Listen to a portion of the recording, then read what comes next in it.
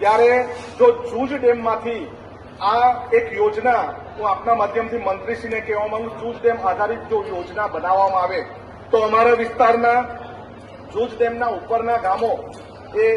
માનકુનિયા હોય, એ વાંગણ હોય, એ ખાટા આંબા હોય, એ કણધા હોય, એ મોડા આંબા હોય, ચોરવણી નીરપણ હોય, સિંગરમાળ હોય, એવી જ રીતે એની નીચેના ગામો જેવા ખાંભલા, એની સાથેના ગામો બિલમોડા, એની સાથેનું ગામ આંબાપાણી, નાની વગઈ જેવા ગામોમાં પીવાના પાણીની યોજના જો ચાલુ કરવામાં આવે તો ત્યાંના પશુઓને પૂરતા પ્રમાણમાં પાણી મળી રહે. એની સાથે સાથે લોકો જે ટેન્કર ખાનગી મંગાવીને પશુઓ માટે પાણી ભરે છે, પોતાના માટે પાણી ભરે છે, આ યોજનાના કારણે એ સુમધુર રીતે પાર પાડી શકાય. એમ પણ જૂજ ડેમમાંથી માત્ર સિંચાઈના પાણીની યોજનાઓ છે અને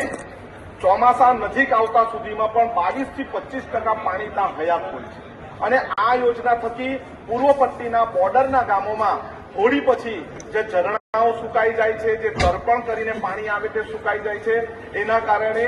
હોળીથી આવતા વરસાદ સુધીની 2-3 મહિના સુધી એમને પાણીની ખૂબ તકલીફ પડે છે. એની